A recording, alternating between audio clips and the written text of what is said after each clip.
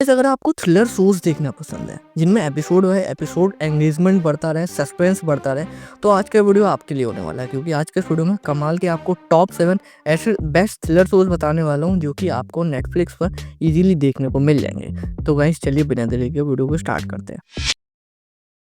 भाई ये एक साइकोलॉजिकल हॉरर थ्रिलर सीरीज़ है और ये एक तरीके की डार्क और डिस्टर्बिंग सीरीज़ बोल सकते हो क्योंकि इसमें ना आपको अजीबो-गरीब चीज़ें भी देखने को मिलेंगी, तो अपने रिस्क पर जाकर चेकआउट करना। कहानी की बात करें तो इसमें हमें एक लीज़ा नाम की लड़की जो कि एक फ़िल्म मेकर है, उसकी कहानी दिखाई जाती है जो कि अपना ड्रीम पूरा करने के लिए हॉलीवुड आती है। लेकिन उसका ड्रीम जो है वो जल्द ही टूट जाता है क्योंकि लू नाम का एक फ़िल्म प्रोड्यूसर है जो कि उसे धोखा दे देता है। तो अब लीज़ा अपना रिवेंज कैसे लेती है, किस तरीके से अपना बदला प्लान करती है और किस हद तक जाती है, यही सब जानने के लिए आपको कमाल की सीरीज़ चेकआउट करनी पड़ेगी। मैं बात कर रहा हूँ brand new cherry flavour series की जो कि हिंदी लैंग्वेज में नेटफ्लिक्स पर अवेलेबल है और इसकी IMDb रेटिंग 7.1 की है। 8 एपिसोड आपको देखने को मिलेंगे, कहानी खत्म हो जाएगी, कोई फ्यूचर सीजन नहीं आएंगे, तो इसको जाकर जरूर चेकआउट करना।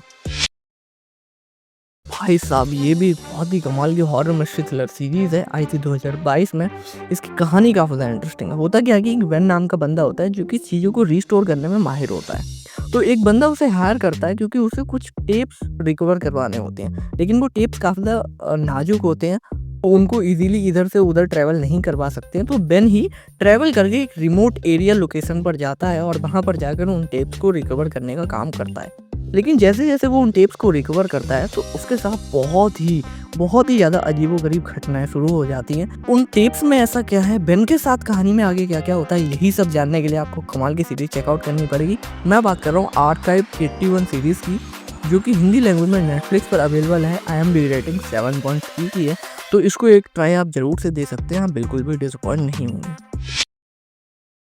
भाई इसको मैंने बहुत ही ज़्यादा एक्सपेक्टेशंस के साथ में लगाया था, लेकिन सीरीज़ ने ओके ही परफॉर्म किया, लेकिन काफ़ी ज़्यादा बुरी भी नहीं थी, तो इसलिए मैं आपको रिकमेंड कर रहा हूँ। मैं बात कर रहा हूँ a good girl's guide to murder series की, जो कि क्राइम ड्रामा थ्रिलर सीरीज़ है। आई थी 2024 में 6.8 की IMDb रेटिंग के साथ में, हिंदी लैंग्वेज में नेटफ्लिक्स पर अवेलेबल है। 6 एपिसोड हैं, तो आपको ज़्यादा टाइम देना नहीं होगा। कहानी की बात करें तो एक यंग गर्ल फिप नाम की लड़की की कहानी दिखाई जाती है, क्योंकि अपने एक स्कूल प्रोजेक्ट के लिए 5 साल पहले हुए एक लड़की के मर्डर के केस को इन्वेस्टिगेट करने लगती है। लेकिन जब वो उस केस को इन्वेस्टिगेट करती है, धीरे धीरे उसे बहुत ही सारी शॉकिंग चीज़ें पता चलने लगती हैं और धीरे धीरे इसमें जो इंगेजमेंट है, जो सस्पेंस है, वो बढ़ता रहता है और आप पूरे टाइम सोचते रहोगे कि भाई रियल किलर कौन है। और इस पूरी इन्वेस्टिगेशन के बीच में उस लड़की को काफ़ी सारे खतरों का भी सामना करना होता है। तो ये सब भी आपको सीरीज़ में देखना काफ़ी ज़्यादा इंटरेस्टिंग होगा। सीरीज़ थोड़ी-सी स्लो पेस्ड है, पर लास्ट का जो ट्विस्ट है वो आपको डेफ़िनेटली पसंद आएगा। तो अगर आप देखने में इंटरेस्टेड हो तो इसको जाकर चेकआउट ज़रूर से कर सकते हो। ये भाई अभी मैंने लेटेस्ट नहीं देखा, नेटफ्लिक्स पर नया शो आया था। मैं बात कर रहा हूँ द गार्डनर नाम की शो की, जो कि 2025 में आया हुआ एक romance mystery thriller drama show है और इसमें भी 6 एपिसोड आपको देखने को मिलेंगे। IMDb रेटिंग 6.3 की है। कहानी की बात करें तो हमें एक यंग लड़के की कहानी दिखाई जाती है जो कि रियल में एक कॉन्ट्रैक्ट किलर होता है, लेकिन दिक्कत तब शुरू हो जाती है जब उसे उस लड़की को मानना है जिसके साथ उसे प्यार हो जाता है।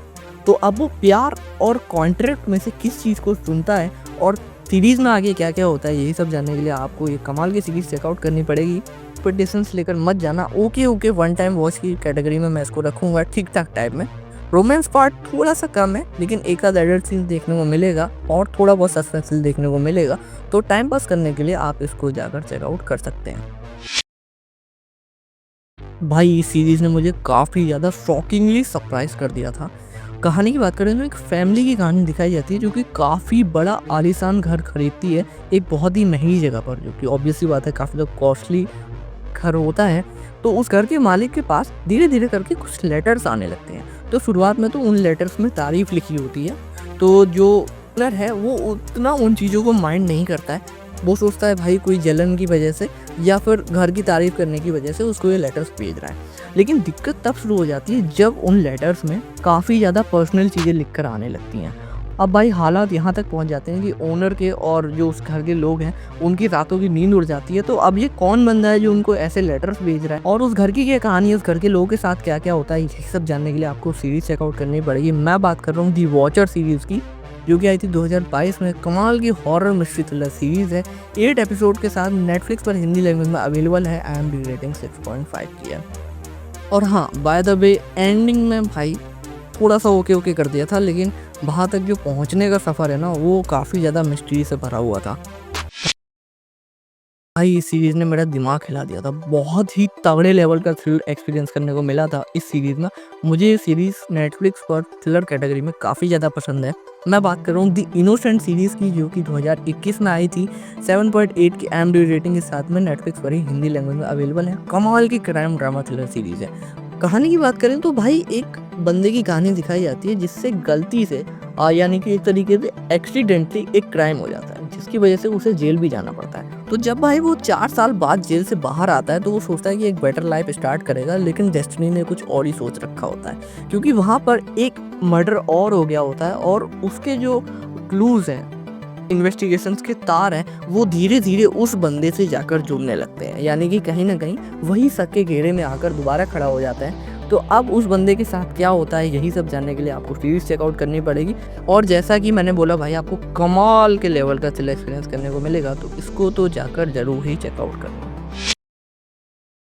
अब भाई यार इस सीरीज़ के बारे में क्या बोलूँ, मतलब मेरे ख्याल से 90% ऑडियंस ने ये सीरीज़ देख रखी होगी, लेकिन 10% ने नहीं देखी है।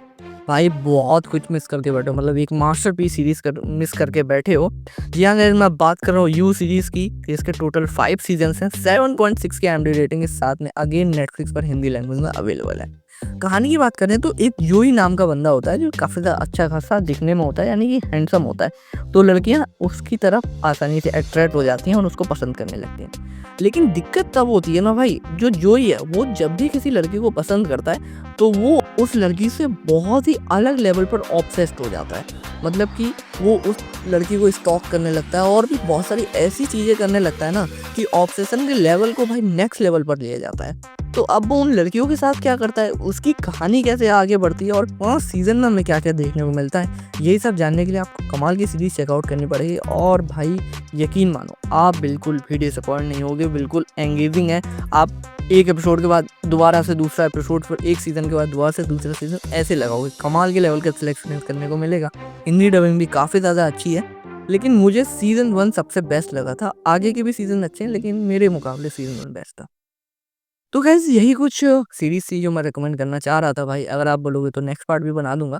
और अगर हाँ भाई, अगर वीडियो पसंद आया तो एक लाइक, चैनल को सब्सक्राइब ज़रूर से कर देना। चाहे तो शेयर भी कर देना, आपके ऊपर है। तो गाइज़ इसी के साथ आपसे मुलाकात होगी किसी अगले वीडियो में। तब तक के लिए bye bye, take care. This is Anurag Mishra signing of.